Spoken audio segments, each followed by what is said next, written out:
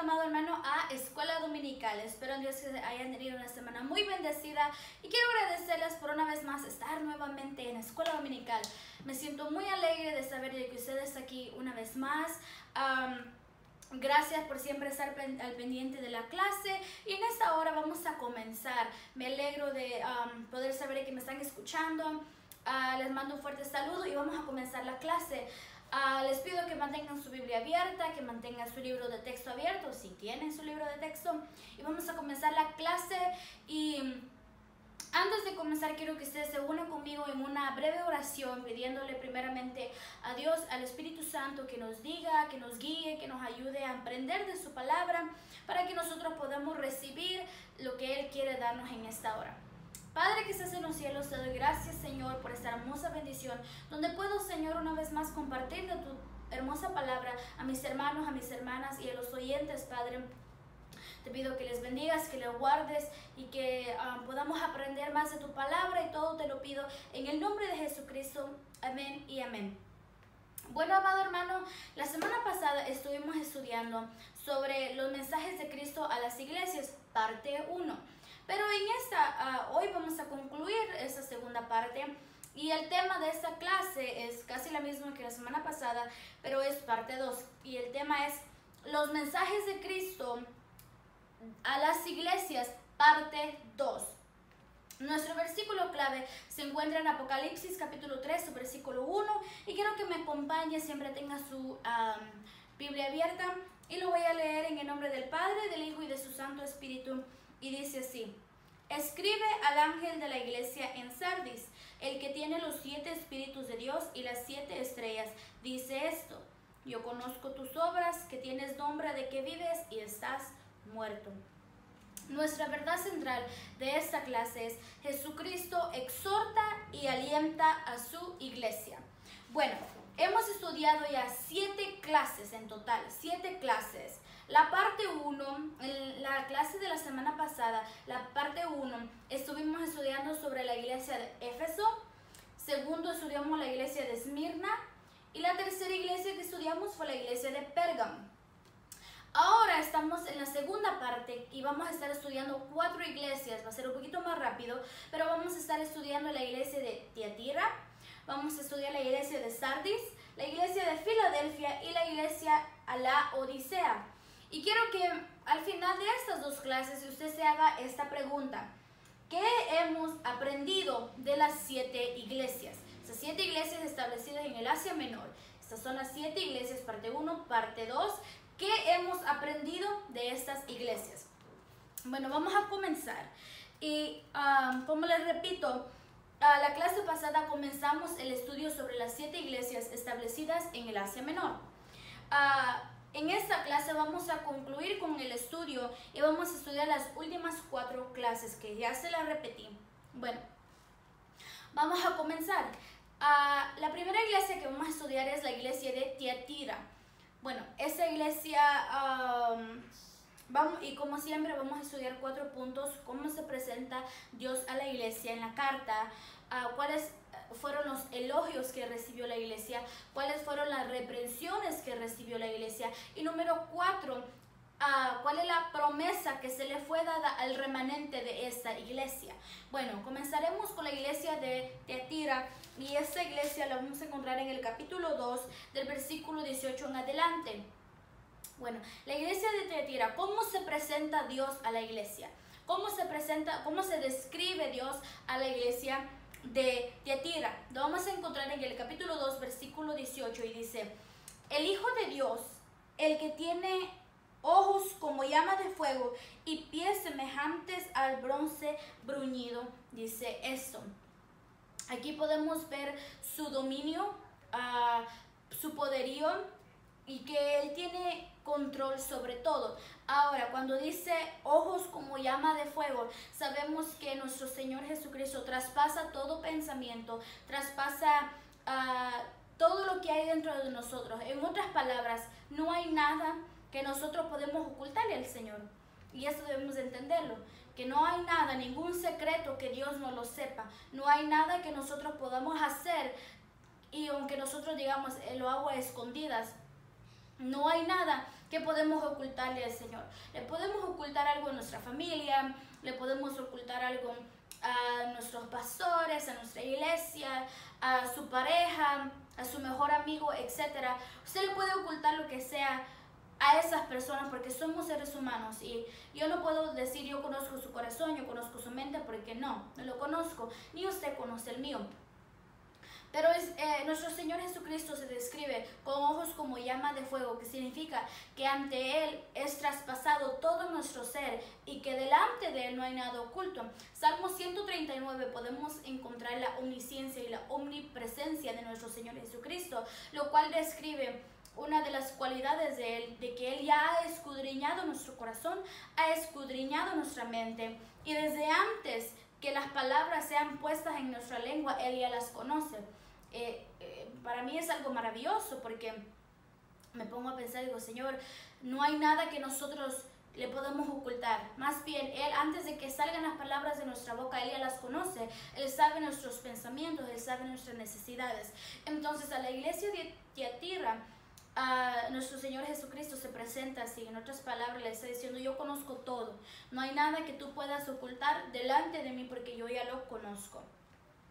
Ahora, ¿cuáles fueron los elogios que recibió la iglesia de Tiatira? Lo vamos a encontrar en el capítulo 2, versículo 19. Y fueron 6 elogios.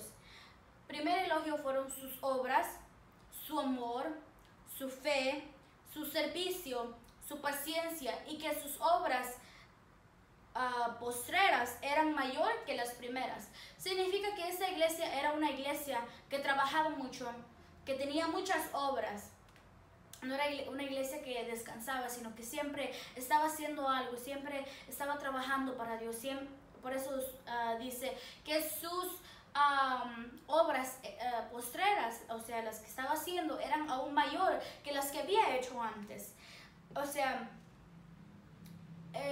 estos 6 elogios eran prácticamente lo que se veía. Si usted llegaba, digamos, a la iglesia de Tiatira, usted los iba a ver trabajando, los iba a ver haciendo algo, ocupados. Estos eran 6 elogios que se miraba externamente en la iglesia de Tiatira. Ahora, ¿cuáles fueron las reprensiones que recibió la iglesia de Tiatira? Porque siempre, la mayoría de las iglesias recibieron reprensiones. El versículo 20 dice, pero tengo unas pocas cosas contra ti. Y las vamos a leer, acompáñenme. Dice, que toleras que esa mujer Jezabel, que se dice profetiza, enseñe y seduzca a mis siervos a fornicar, a comer cosas sacrificadas a los ídolos. Ahora, la iglesia de Tiatira recibió 4 reprensiones, que es que toleraba a la mujer Jezabel, lo cual ella seducía y enseñaba a los siervos de Dios a fornicar y a comer cosas sacrificadas a los ídolos. Ahora, no se sabe con exactitud, si verdaderamente existía una mujer que se llamaba Jezabel y que era una mujer literal. Se puede, y han estudiado, y podemos decir que es probable que sí existía una mujer que se llamaba Jezabel, que hacía estas cosas, que sí seducía, que sí enseñaba y profetizaba en la iglesia y llevaba a los siervos de Dios a comer cosas ya sacrificadas a ídolos. O también puede ser que sea una doctrina a la cual le pusieron la doctrina de Jezabel y que esa doctrina se estaba desarrollando en esa iglesia. No sabemos con exactitud, pero esas son 2 teorías. Entonces, cualquiera de las dos aplica a esta iglesia. Puede ser que sí existía una mujer que se llamaba Jezabel, o pudo ser que así se llamaba la doctrina que se estaba moviendo en esa iglesia. Entonces, estas fueron las 4 reprensiones, lo cual al Señor, a nuestro Dios no le gustó, porque sabemos que Él es un Dios celoso y cualquier cosa que se movía en la iglesia, y lo cual era eso, a Él no le había agradado. Pero siempre, en cada iglesia que hemos estudiado, hay un remanente que permanecía sin doblar rodilla a Baal. Significa que en cada iglesia durante los siglos, no importa los cambios que han habido alrededor del mundo, hay un remanente, hay un grupo pequeño, hay un grupo que no pierde su confianza, su fe y su servicio a Dios. Significa que siempre en cada iglesia ha habido un remanente que no se ensucia, que no se enreda con las cosas en el mundo, no se enreda, aunque venga doctrina tras doctrina, aunque venga cualquier cosa a querer involucrarse y cambiar la manera que ese remanente sirve al Señor. Ese remanente permanece fiel, permanece fiel. Entonces, cada promesa que fue dada a cada iglesia no era para toda la iglesia, eran para aquellos que vencían y para aquellos que permanecían.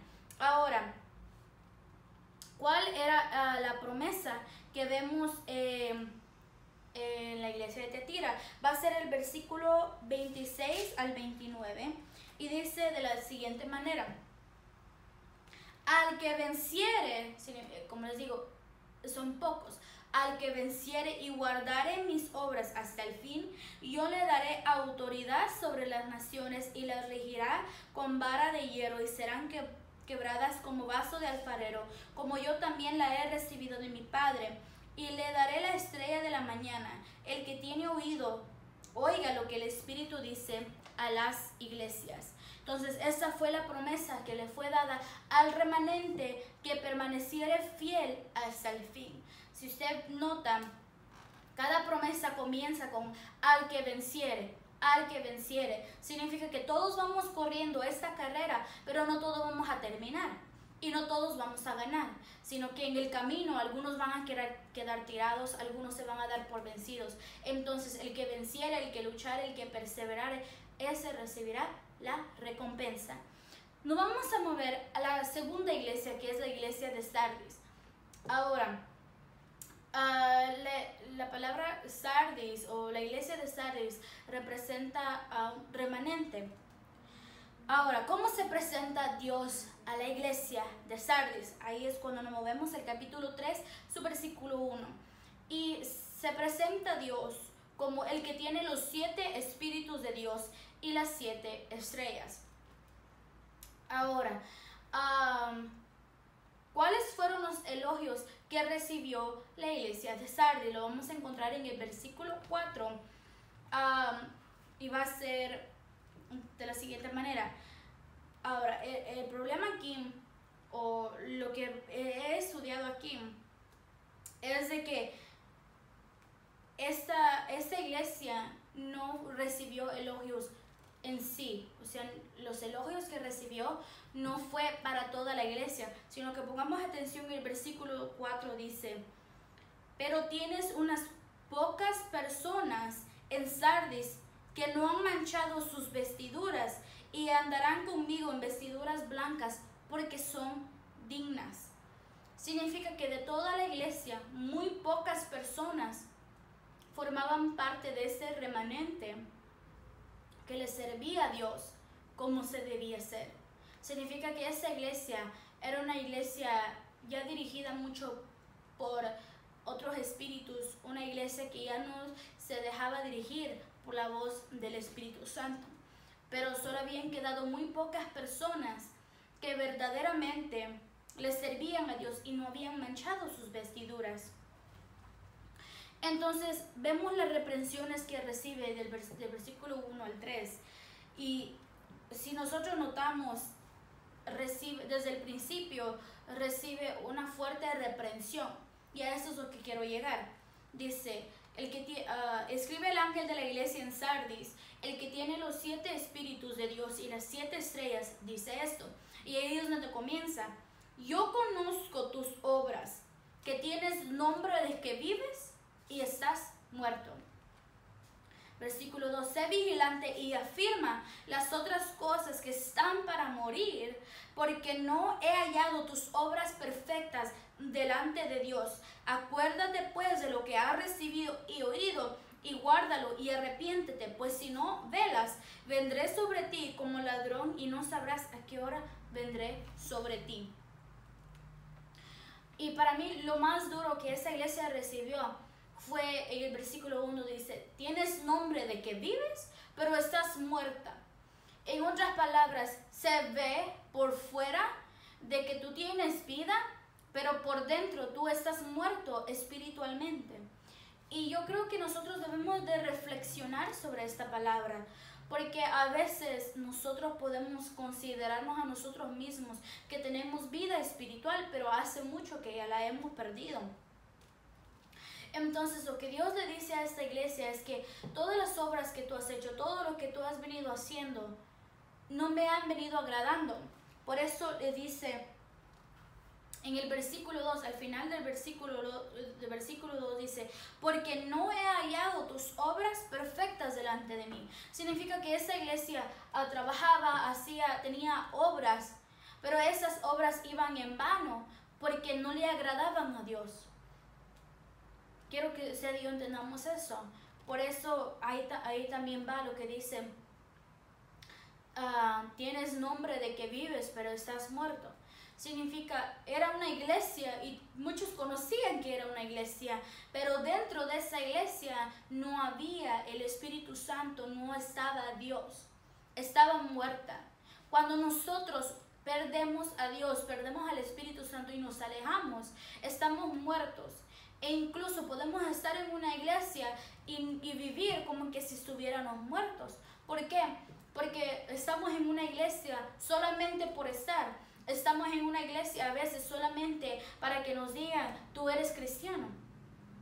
Cuando verdaderamente nuestras obras, nuestro estilo de vida, lo que hacemos, la manera que andamos, no le agrada al Señor.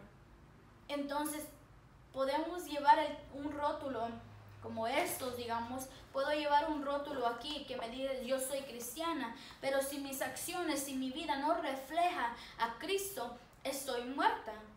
Porque nuestras obras pueden estar diciendo lo opuesto a lo que yo digo. Entonces, esta iglesia decía, yo soy cristiano, yo trabajo para Dios, etc. Se veía que tenía vida, pero por dentro Dios sabía que no tenía vida. Entonces nosotros debemos de preocuparnos. ¿Será que lo que yo hago, será que lo que yo digo, será que la manera que yo vivo mi vida para Dios verdaderamente le agrada a Él o no? ¿O será que estoy muerto también espiritualmente?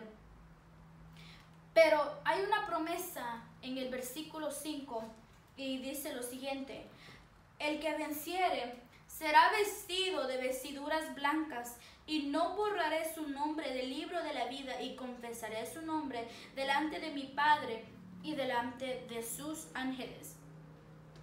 Significa que al que venciere, al que saliera vencedor de esa iglesia, que no manchara sus vestiduras, que no diera la espalda a Dios, que mejorara su estilo de vida y que se diera cuenta de que lo que había estado haciendo no le agradaba a Dios. Porque Dios nos da una oportunidad de arrepentirnos y mejorar nuestro estilo de vida.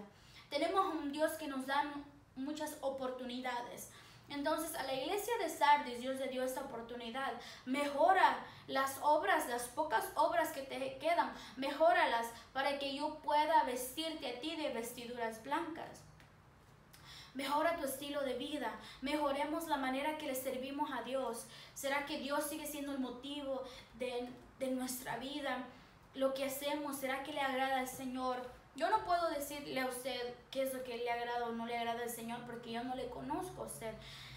Pero nosotros podemos examinarnos a nosotros mismos y preguntarnos, ¿será que estoy viviendo una vida de falsedad? ¿Será que estoy viviendo una vida de apariencias? Eso es lo que yo quiero decir. Porque una vida de apariencias se ve bonito, se ve hermoso por fuera, pero por dentro no hay nada. Es decir, una casa que se vea bonito de afuera, adornada, bien pintada, bien hermosa la casa, pero por dentro no hay nada ni nadie viviendo dentro de ella. Es una casa que solamente por fuera se ve hermosa, se ve linda, se ve nueva, pero por dentro no tiene nada de valor. Entonces nuestra vida tiene que tener lo hermoso afuera y lo hermoso adentro para tener valor. Entonces Dios le hace esta promesa al remanente o a los que mejoraran su vida delante de él. Dice, si tú obedeces y entiendes el mensaje, yo no borraré tu nombre del libro de la vida y serás vestidos de vestiduras blancas. Nos vamos a mover a la tercera iglesia, que es la iglesia de Filadelfia, y lo cual significa amor fraternal. Filadelfia significa amor fraternal. ¿Cómo se presenta Dios a la iglesia en Filadelfia? Lo vamos a encontrar en el versículo 7. Y dice de la siguiente manera: escribe el ángel de la iglesia en Filadelfia. Esto dice, y así se describe, el santo, el verdadero, el que tiene la llave de David, el que abre y ninguno cierra, y cierra y ninguno abre. Así se presenta Dios a la iglesia de Filadelfia. Ahora, ¿cuáles fueron los elogios que recibió la iglesia de Filadelfia? Lo vamos a encontrar en el versículo 8. El versículo 8, lo cual dice, los elogios que recibió es que había guardado su nombre, no había negado el nombre de Cristo, había guardado la palabra de la paciencia. Significa que esta iglesia, viniera lo que viniera, no se daba por vencido de servirle a Dios. Esta iglesia no negaba a Dios, no negaba su fe. Ahora, esta iglesia, al igual que la iglesia de Esmirna, no recibió ninguna reprensión. Fueron las únicas dos iglesias de todas estas siete iglesias, solo la iglesia de Esmirna y solo la iglesia de Filadelfia no recibieron ninguna reprensión. Ahora,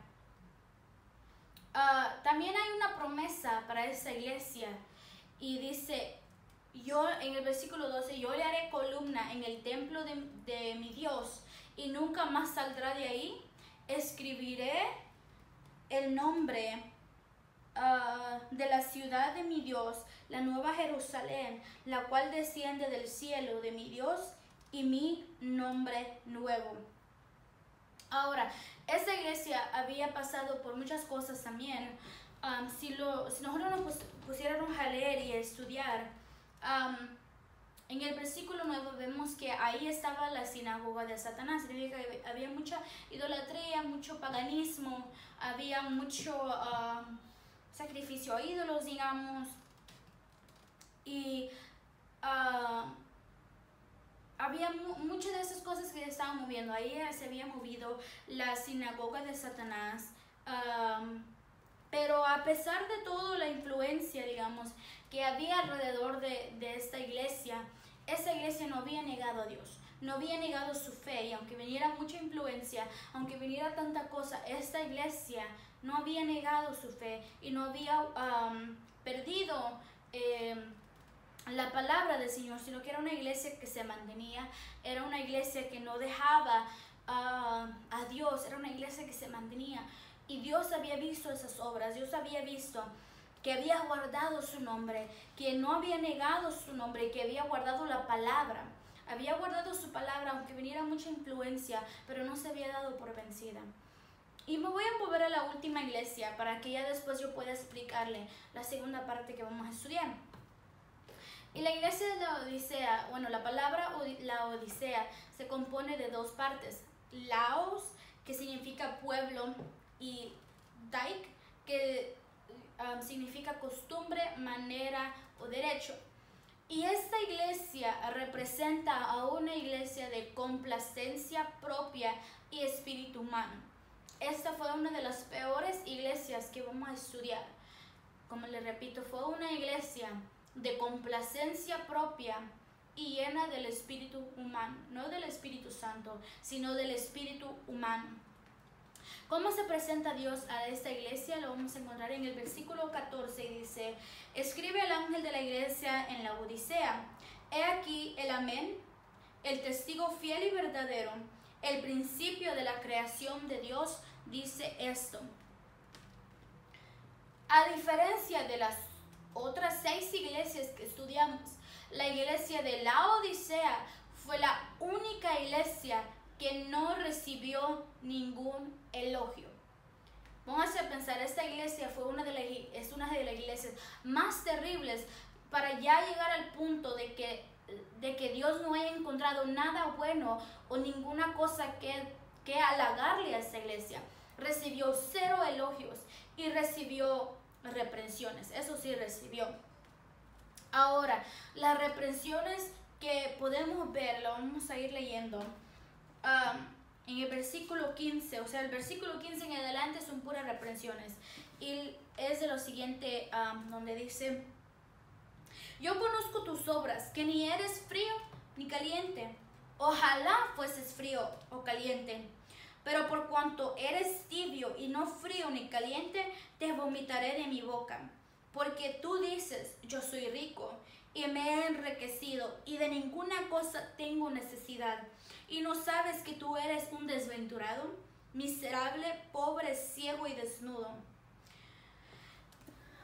Cuando yo estaba leyendo esto, me quedé pensando y digo, esta iglesia se había desviado tanto de Dios, hacía todo para complacencia de sí mismo, que habían dejado al Espíritu Santo. Esta iglesia, prácticamente esta iglesia no era una iglesia.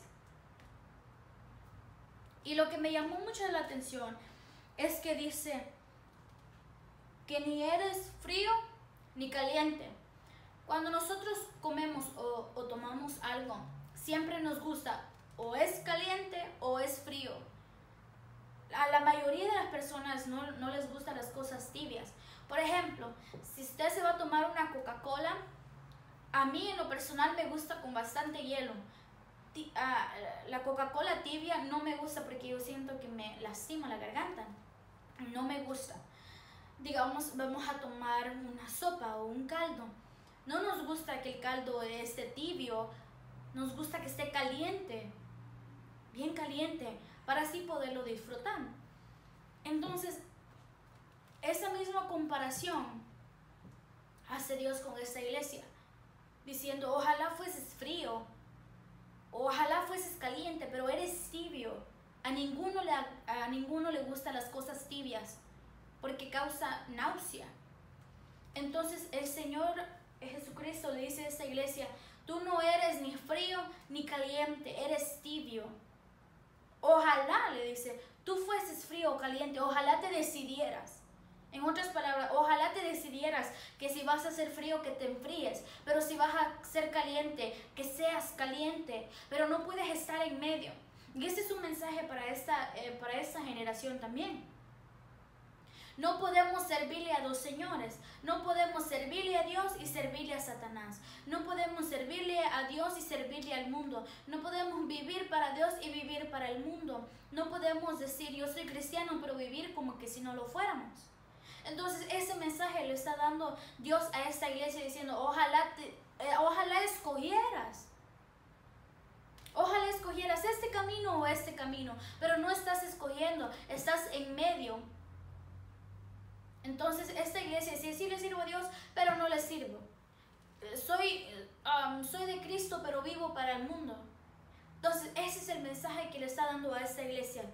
Les dice: ojalá tú escogieras a quien tú le quieres servir, pero tú quieres vivir para mí y vivir para Satanás. Y eso es lo que no le agrada al Señor. Que tomamos una decisión. O nos paramos firme en Cristo o nos zafamos de Cristo, porque estaríamos perdiendo el tiempo.